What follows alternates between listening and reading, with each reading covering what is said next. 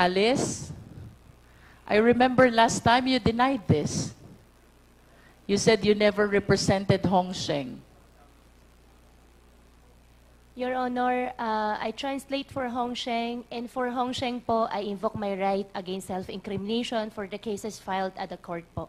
But I wish to manifest, Mr. Chair, that in tonight's hearing, contrary to the representation of Alice Goo, Mayor Feliciano is now saying that it was Alice Goo who approached him and facilitated the resolution interposing no objection to the establishment of Hong Sheng, in which SEC documents the name of Alice Goo appears as representative, which fact Alice Goo likewise denied during the last hearing.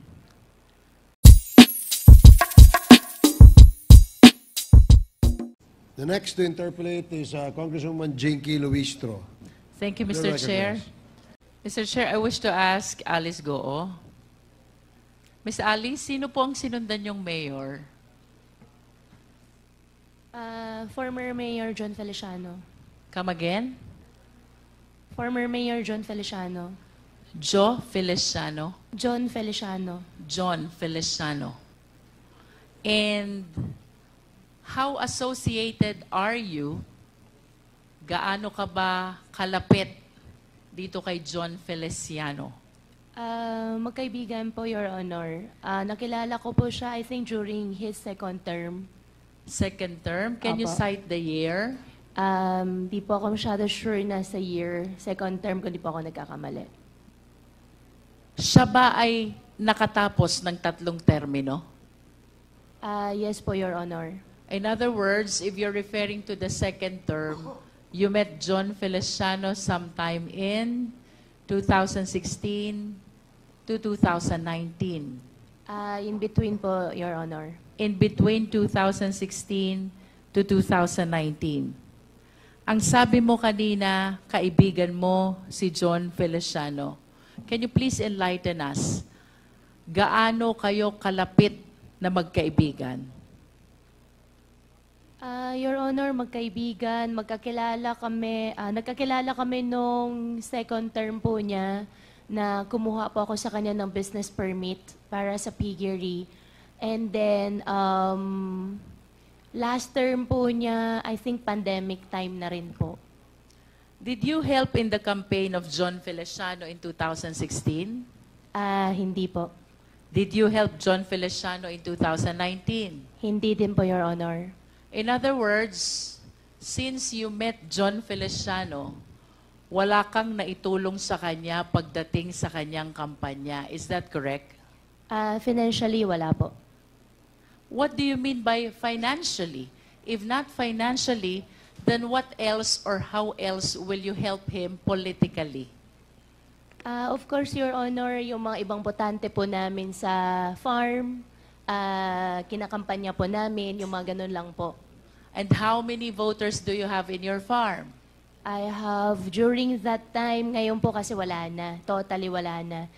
By that time po, siguro po more than 50 or more than 70 po. Alam mo, Alice, mahirap tumakbong mayor. As a matter of fact, it is very difficult to win kung wala kang leaders, supporters, na tutulong sa'yo. Since you've known John Feliciano since 2016, kung hindi ikaw ang tumulong sa kanyang politika, then who did? Sino ang tumulong kay John Feliciano? Your Honor, I think the former mayor is here po. Better siya po yung sumagot kasi hindi rin po ako yung tumulong po sa kanya. May we ask John Feliciano, the former mayor?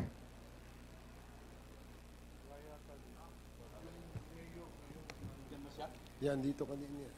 Mayor Feliciano? Can you please occupy one of the chairs?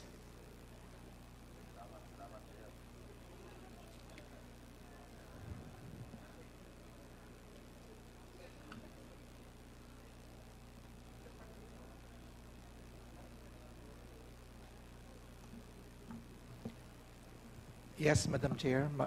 Mr. Feliciano, since based on the manifestation of Alice Goo, wala naman siyang naitulong siya sa'yo, 2016 and 2019 na eleksyon. Sino ang mga taga-Banban na malaki ang naitulong sa'yo during those times of election?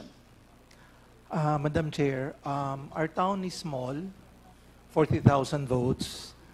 During my term, bale, I introduced a lot of improvements in my town. Mr. Chair, can we direct the resource speaker to please be responsive to the question? Ang tanong po, Mr. Feliciano, sino po ang tumulong sa inyong manalo 2016 and 2019 election? Before you answer, Mayor, can we ask the committee secretary to administer the oath of, have you taken your oath? Yes, sir. Okay, sige, please. I'm sorry, please continue, Congresswoman Luistro. Mr. Feliciano, did you get the question? Yes, ma'am. Bali, on my town, ang tumulong po sa akin, yung mga kababayan ko po. So yung mga kapitan, yung mga leaders ko, and yung mga family members ko po sa bayan namin. How about your vice mayor? Did he help you? Kasama din po sila. Si Vice Mayor William Cura po ang kasama ko. Malaki ba ang naitulong sa ni vice mayor? Physically po. Physically. How about your council members? Did they help you? Yes, ma'am. Actually, I'm proud to say, on my second term, isa lang po ang nalaglag sa mga councilors ko. So 7 of your 8 members Yes, Madam Chair. dedicated their support on your 2016 and 2019 election. How about the barangay captains? Ilan ho bang kapitan mayroon kayo? Out of the 15 po, sa akin po lahat sila. And on my last term, wala po nalaglag sa ticket ko. 10-0 po kami lahat. How many barangays do you have? 15 lang po. 15. Yes, ma'am. And the total of 15 barangays all supported you during your 2016 and 2019 election. Yes, Madam Chair. Kanina po sabi ni Alice Goo, wala siyang naitulong sa inyo 2016, wala din siyang naitulong sa inyo 2019, except yung botante na nagtatrabaho sa kanilang farm. Do you confirm that? Yes, Madam Chair. And aside from doon sa botanteng nagtatrabaho sa farm nila, mayroon ho ba kayong malalim na pinagsamahan ni Alice Goo? Like for example, nagka-problema ho ba kayo na ni-rescue niya kayo? Meron ho ba kayong mga ganyang pinagsamahan? Or nangutang ho ba kayo sa kanya at pinaluwag niya kayo? Hindi naman po. During my time, because yun na po yung nagkaroon ng ASF, that's why most of the time po, pumupunta po sila ng munisipyo, kasama po yung hog raisers to address the problem. So, doon lang po kami naging close, Madam Chair. Because most of the time, papasyal po sila because na-wipe out nga po ang population ng hog and swine.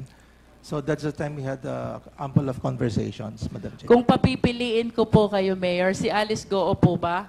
Friend or acquaintance lang? Friend? Friend. Yes, ma'am. But you have several other friends who might be more attached to you than Alice Goo. Do you confirm that? Marami po, siyempre. Marami, Opo. no? Ang gusto ko pong itanong, Mayor, considering na si Alice Goo, wala namang naitulong sa inyo 2016. Wala ding naitulong sa inyo 2019. And you even said that there are several other friends who are more attached to you than Alice Goo. Bakit po siyang in-endorse niyong tumakbong mayor? Madam Chair, yung during my time, dahil maliit lang nga po ang bayan namin, I believe a good businessman should be the one running the municipality or local chief executive. Mayor, why do you say that Alice Goo is a good businessman? Because from the time I knew her, 2016, siya na po ang sabihin na natin na responsible po doon sa mga piggery nila sa bayan ng Bamban. And it so happened, nakita ko naman na napalaki nila, and during the pandemic, nakita ko she was able to control yung pagkamatay po ng mga baboy nila. So a good businesswoman, so sabi ko, why not try and ask her if you wanted to run. You manifest that you are the one who offered that opportunity to her? Yes, Madam Chair, because... Kayo po ang nag-alok, hindi niya hiniling. Hindi po, kasi po during that time, I had a falling out with my fellow, yung kaibigan ko nga, because I ran for Congress. So, it so happened, we had a falling out with my barangay captain. So, sabi niya, hindi ka pwedeng tumakbo, kailangan ako lang. I needed someone on my back. Mahirap pong tumakbo ng Congress kung wala ka pong mayor sa bayan mo. So, sad to say, ang option ko na lang was to ask her if she wanted. And then she said, sige, give me 30 to 60 days and I'll decide. And then after po nun, Madam Chair, after 60 days, so let's try it out. Let's ask her, yung mga kababayan natin, kung papayagan tayo. And then, everything fall through. How about your vice mayor? Ang vice mayor ko po, ang nangyari noon, nagpunta rin po rin sa kabila. How about your council members? At naiwan po sa akin lahat yung 7. And you did not consider any of them Wala po, ma'am kasi hindi to succeed to your mayoralty? Wala pong capable. They're not capable of...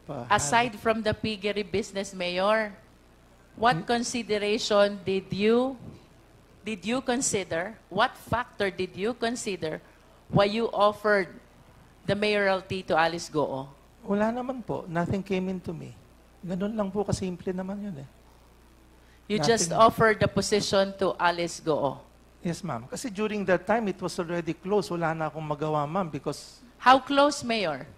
No, the time frame during that time that my friend told me not to run, and we were already having a squabble kung sinong gagamitin ko as my candidate. Ma'am, masyado na maigsi yung oras. So wala nang panahon, ma'am. I understand, Mayor, during your time, may Hong Sheng na. Yes, ma'am. Meron na, ma'am. So, do you confirm na kayo po ang unang nag-issue ng business permit sa Hong Sheng? Yes, ma'am. I was the one. And how do you describe the operation of Hong Sheng? Actually, ma'am, nung sa Hong Sheng, hindi naman ako, ma'am, nakapasok doon because it was a regulated Philippine offshore gaming operator. And so, I believe Banban wasn't the one having the Philippine offshore gaming operations. Ma'am, during that time, nag-review din ako, nag-study rin ako. Almost 400 po nag-ooperate as far as Cavite, meron pong Cagayan Valley. Let's concentrate to Hong Sheng, Mayor. Ayun nga, ma'am. So, And do you confirm that the land being occupied by Hong Sheng belongs to Alice Goo? yes, ma'am. You confirm that? Yes, ma'am, because she was the one who requested the letter of intent to me para po ma-endorse ko po sa Sangguniang Bayan to get the letter of no objection. The Baofu. Yeah, no, yung Hong Sheng po, ma'am, Hong Sheng. You are stating now, Mayor, that you were the one who endorsed the letter of Alice Goo to Hong Sheng to No. be able to secure a letter or resolution of no objection. Yeah, That's because- what you said. Yes, ma'am, because she endorsed a letter of intent to me. So ako naman, on my part, as a local chief executive, bibigay po ko ng sulat sa Sangguniang Bayan to act on that request. Alice, I remember last time you denied this. You said you never represented Hong Sheng. Your Honor, I translate for Hong Sheng, and for Hong Sheng po, I invoke my right against self-incrimination for the cases filed at the court po. But I wish to manifest, Mr. Chair, that in tonight's hearing, contrary to the representation of Alice Goo, Mayor Feliciano is now saying that it was Alice Goo who approached him and facilitated the resolution interposing no objection to the establishment of Hong Sheng, in which SEC documents the name of Alice Goo appears as representative, which fact Alice Goo likewise denied during the last hearing. Mayor Feliciano, Yes, Madam Chair. during your congressional bid, simultaneous with the mayoralty of Alice Goo, Yes, Madam Chair. ano pong itinulong sa inyo ni Alice Goo? Yung pong makapagsalita po ako sa entablado niya, malaking bagay na po sa akin yon. Sabi niyo po, magaling na businesswoman si Alice Goo. Yes, Madam Chair. So what support did she extend to you during your congressional bid? Sa bayan lang po ng Bamban, yung maisama ka na dun sa grupo niya na hindi ka na maglalagay ng entablado, tapos yung pagbayad po sa mga watchers, so hindi na po niya ako hinasel. So that is fine and tama na po para sa akin yon. So there are no campaign funds that were extended to you? Wala po, kaya po natalo ko. Yun lang pong sa akin. How many towns do you have in your district? Madam Chair, we have 4.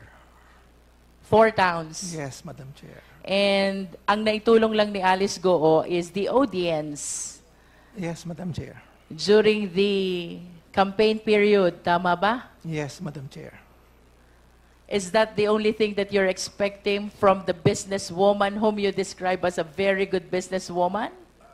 On my part po kasi, Madam Chair, what I learned was when you try to run for office, kung may magbibigay ng tulong, salamat. Kung wala, salamat din para at least wala pong magsisisihan sa bandang uli. I'd like to go back to Hong Sheng, Mayor. Yes, Madam Chair. Mayor, do you understand that this Hong Sheng was later on found out to be a POGO operation? Madam Chair, yung pong letter of no objection was part of a PAGCOR license given by our gaming industry. So alam ko po na ganun talaga siya. And I believe Philippine offshore gaming operators are legally in a sense. Can you describe to us how many buildings are erected in Hong Sheng? I'm not really sure kung ilan po yung Approximate. 5 or 6. And do you recall kung magkano ang real property tax na ibinabayad sa inyo during that time? Ngayon po, more than 15 million po. During your time, Mayor? Yes, that was yung pong pagbaba ko po. More than 15 Yes, million? ma'am. Yes, ma'am. And where were you nung na-convert ito as Yunzuan Corporation? Wala na po Was ako it noon. during your term? No, hindi na po. Because later part na po kasi yun noong 2022 eh. And then, baba na po ako noon. How about the Baofu land, Mayor? When Alice Go acquired this land, what is the classification of this land? This land was agricultural and then she requested for a reclassification way back 2019. So it was during your time when the land was reclassified. Yes, Madam It Chair. was reclassified from agricultural to industrial. Do you confirm that? Residential and commercial, Madam Chair. From residential to? No, Commercial. agricultural, residential / commercial. From agricultural to residential commercial. And Yes, per ma'am. your recollection, do you believe that the requirements for reclassification were duly complied with? Yes, Madam Chair, I believe so. Yes. And with respect to Hong Sheng, Mayor, the entire process of this resolution or letter interposing no objection, it was Alice Goo who was representing Hong Sheng. Do you confirm that? Yes, Madam Chair, because her name was written also on the Sangguniang Resolution. And aside from the name being written in the Sangguniang Bayan Resolution, it was Alice Goo, or likewise, who is lobbying with the Sangguniang Bayan, and even in your office. Do you confirm that? Actually po, hindi naman naglabi. She just submitted the letter of intent. How To my many office. times did she visit your office to represent Hong Sheng?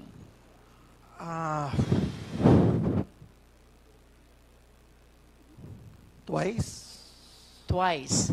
Twice, I think. If you are aware, how many times did he visit the Sangguniang Bayan for the purpose of that no objection for Hong Sheng? Once? I wish to manifest, Mr. Chair, that contrary to the statement of Alice Goo, that she never represented Hong Sheng during its application for permit and even in the issuance of letter or resolution of no objection.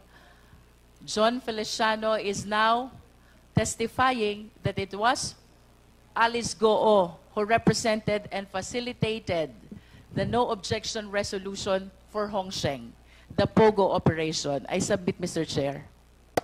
Thank you, Congresswoman Luistro. The manifestation is noted, and COMSEC, please make sure that the manifestation will be considered in the writing of the committee report. So, the next and the second to the last to interpolate is Congressman Caraps Paduano, and then short lang yan. So, Thank you, Chairman. Can I proceed? Congressman Caraps Paduano, and then last will be Congressman Dan Fernandez for the closing. Thank you, Mr. Chairman. And before the closing, it's Congresswoman Sonsing.